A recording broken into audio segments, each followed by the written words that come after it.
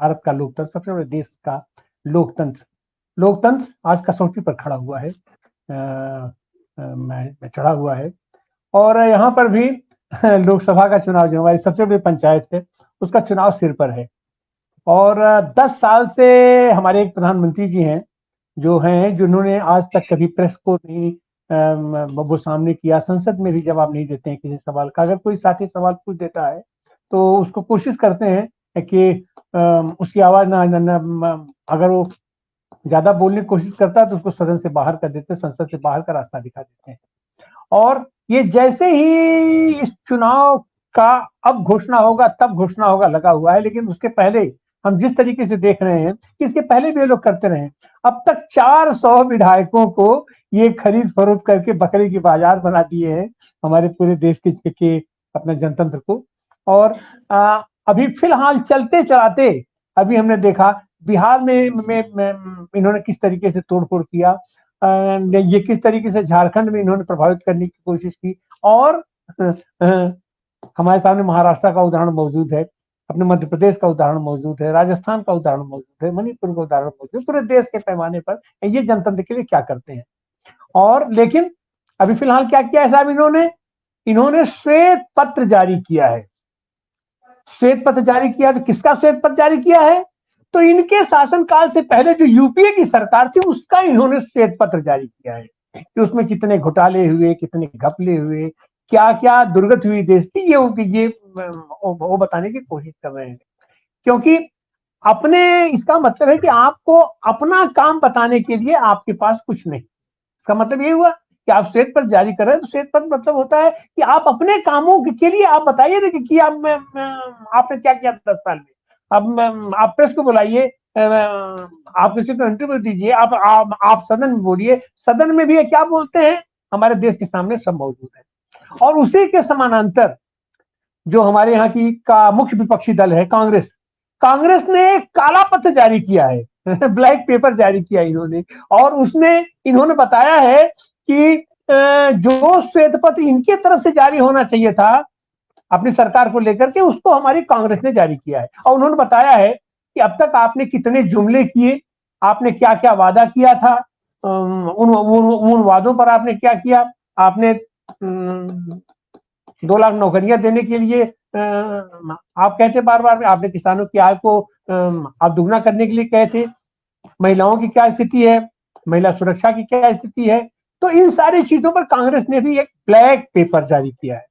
तो ये जाहिर सी बात है कि आज की तारीख में हमारे चुनाव का पारा अब लगभग चढ़ना शुरू हो गया है। और ये ब्लैक पेपर और व्हाइट पेपर के माध्यम से ये कहीं न कहीं से ये सामने दिखा रहा है कि अब हमारे यहाँ चुनावी पारा भयंकर रूप से चढ़ गया है। आज हम उसी पर चर्चा करने के लिए आपके सामने उपस्थित हैं। आइए हम आपको अपने प्रबुद्ध पैनल से आपका परिचय कराते हैं। हमारे साथ है प्रोफेसर दीपक मलिक। आप वरिष्ठ आर्थिक आप विशेषज्ञ हैं, अंतरराष्ट्रीय अर्थशास्त्री हैं आप, तो आपका स्वागत है, अभिनंदन है। हमारे साथ हैं छत्तीसगढ़ से ये श्रमिक नेता, ट्रेड यूनियन नेता जितेंद्र सिंह सोढ़ी जी, आपका भी स्वागत है, अभिनंदन। हमारे साथ हैं राजनीतिक विश्लेषक और ये प्रबंध शास्त्र के प्रोफेसर अखिल स्वामी जी, आपका भी स्वागत, अभिनंदन है। हमारे साथ हैं रामस्वरूप मंत्री जी, इंदौर से वरिष्ठ पत्रकार, हमारे को होस्ट है। और हमारे साथ जुड़ चुके हैं अरुण कुमार जी, आप जवाहरलाल नेहरू विश्वविद्यालय के हैं और आप चूंकि ट्रेन में हैं, आप वहां से किसी तरीके से जुड़े हैं, तो हम पहले अरुण कुमार जी के पास चलते हैं कि यह ब्लैक पेपर और व्हाइट पेपर के बीच में हमारे देश का जनतंत्र कहाँ जा रहा है, हमारा संसद कहाँ जा रहा है, हमारे लोकतंत्र की पद्धति कहाँ जा रही है। और चुनावी संदर्भों में जबकि ये चुनाव बिल्कुल सामने है, उस पर आप इन दोनों चीजों को किस तरीके से देखते हैं प्रोफेसर अरुण कुमार जी? आप सर म्यूट हैं, आवाज नहीं आ रही है। अब आ रही है? जी जी हाँ जी। शुक्रिया, आपने मुझे शो में बुलाया। जो अभी जो 2 पत्र निकले, एक श्वेत पत्र और एक काला पत्र, दोनों ही चुनाव को ध्यान में रखते हुए निकले हैं। बहुत सारी बातें हैं उनमें, जैसे कि ये बताया गया कि यूपीए के दौरान अर्थव्यवस्था ढंग से काम नहीं की और अब एनडीए के दौरान अर्थव्यवस्था अच्छे से काम कर रही है। मेरा मानना है कि कुछ चीजें तो सही हैं कि जैसे कहा गया कि पॉलिसी पैरालिसिस, ये तो हम लोग लिख रहे थे, करप्शन बहुत हुआ, ये भी हम लोग लिख रहे थे। लेकिन सबसे बड़ी चीज जो हुई है कि यूपीए के दौरान जो क्राइसिस आया वो एक्सटर्नल क्राइसिस था, वो बाहरी जो परेशानियां थी। जैसे ग्लोबल फाइनेंशियल क्राइसिस आया 2007 से 9 के बीच में, फिर 2012-13 में क्वांटिटेटिव ईजिंग आया जिसके वजह से हमारी अर्थव्यवस्था पे बुरा असर पड़ा। और जो एनडीए के दौरान जो क्राइसिस आया वो उनका अपना बनाया हुआ क्राइसिस था। जैसे कि नोटबंदी उन्होंने कर दी, फिर जो गलत जीएसटी उन्होंने लागू कर दिया, फिर एनबीएफसी क्राइसिस आ गया। तो इनकी कोई जरूरत नहीं थी, ये तो एनडीए ने खुद अपने ऊपर जो प्रहार किया। फिर वो कह रहे हैं कि हमने काले धन की अर्थव्यवस्था पे कंट्रोल किया, जबकि काले धन की अर्थव्यवस्था पे यूपीए के दौरान कंट्रोल नहीं था। इसका सबसे बड़ा पैमाना होता है कि हमारा डायरेक्ट टैक्स जीडीपी रेशियो क्या है। हमारा डायरेक्ट टैक्स जीडीपी रेशियो बिल्कुल बदला नहीं है, वो 5.7% और 6.2% के बीच में ही रहा है। अगर हमने काले धन की अर्थव्यवस्था पे असर डाला होता, हमने करप्शन पे असर डाला होता, तो ये हमारा जो डायरेक्ट टैक्स जीडीपी रेशियो है ये बढ़ के कम से कम 12-13-14% तो हो जाना चाहिए था, क्योंकि वो वही 5.7% और 6.2% के बीच में घूम रहा है।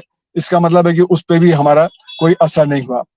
फिर सरकार कह रही है कि हमारे दौरान हमारे रिजर्व्स बहुत ज्यादा हो गए हैं, पर जो हमारे रिजर्व्स हैं वो तो बोरोइंग के आधार पे हैं। हमने पोर्टफोलियो इन्वेस्टमेंट, हमने बाकी और जो बाहर से पैसा लिया उसके आधार पे हमारा जो रिजर्व्स बने हैं।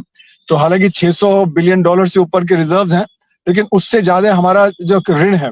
तो अगर पैसा बाहर जाने लगेगा तो हमारी उतनी इंस्टेबिलिटी रहेगी जैसे कि पहले इंस्टेबिलिटी हमारी अर्थव्यवस्था में थी।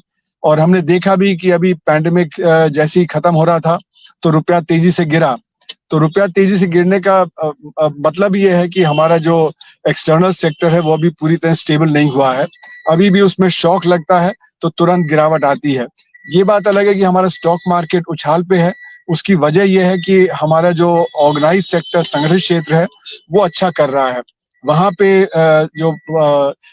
जो इन्वेस्टमेंट है वो तो नहीं बढ़ा है, लेकिन उनकी प्रॉफिटेबिलिटी बढ़ गई क्योंकि उन्होंने दाम बढ़ाए। तो अगर आप आरबीआई के आंकड़े देखें तो आरबीआई के आंकड़े बताते हैं कि जो हमारा जो कॉर्पोरेट सेक्टर है उसका सेल्स और उसका प्रॉफिट बढ़ा है। तो वो सेल्स और प्रॉफिट किसके आधार पे बढ़ा है? वो सेल्स और प्रॉफिट बढ़े हैं हमारे असंगठित क्षेत्र के एवज में। असंगठित क्षेत्र बुरी तरह से गिरावट पे है, और वो जो असंगठित क्षेत्र की गिरावट है वो हमारे जीडीपी के आंकड़ों में नहीं आती है। तो इसलिए अगर हम असंगठित क्षेत्र को अपने जीडीपी के आंकड़ों में जोड़ लें तो आप देखेंगे कि हमारा ग्रोथ रेट 7% नहीं है, वो महज 1 या 1.5% के करीब है। इसीलिए ये बात बार बार कही जाती है कि हमारा जो अर्थव्यवस्था है वो अभी 5वीं सबसे बड़ी अर्थव्यवस्था नहीं बन पाई है, वो अभी भी 9वीं बड़ी अर्थव्यवस्था है। और इसीलिए अगर इसी रफ्तार से रेट ऑफ ग्रोथ 1-1.5% के आधार पर ही चलता रहा तो फिर आप देखेंगे कि हम तीसरी बड़ी अर्थव्यवस्था भी नहीं बन पाएंगे 2027-28 तक। और 2030 तक जो बात कही जा रही है कि हम $60 ट्रिलियन की अर्थव्यवस्था हो जाएंगे, वो भी नहीं होगा।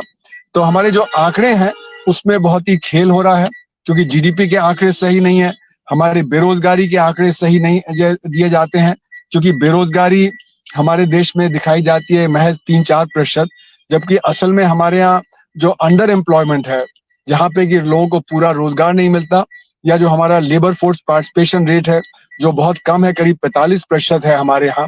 जबकि और जो बड़ी अर्थव्यवस्था है जैसे चीन है, अमेरिका है, ब्राजील है, वहां पे वो 65 से 70% होती है। तो यानी कि हमारे यहाँ 20% लोग कम काम कर रहे हैं।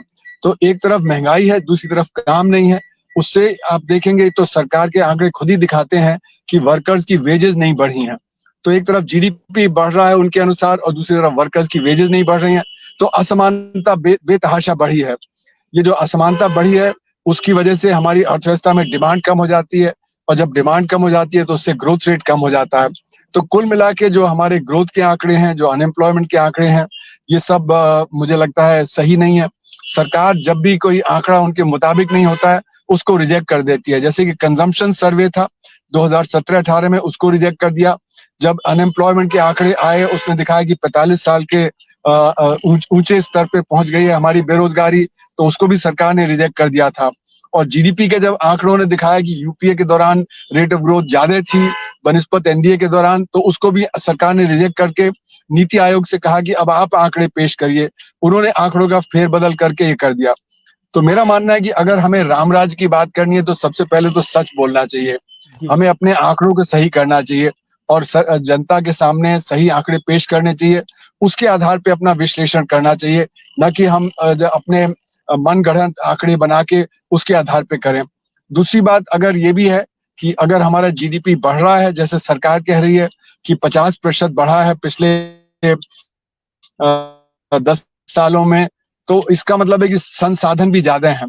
तो उसके मुताबिक मुझे नहीं लगता कि हमारी तरक्की उतनी हुई है जितना कि होनी चाहिए, क्योंकि हमारे असंगठित क्षेत्र पे बहुत ज्यादा असर पड़ा है। धन्यवाद।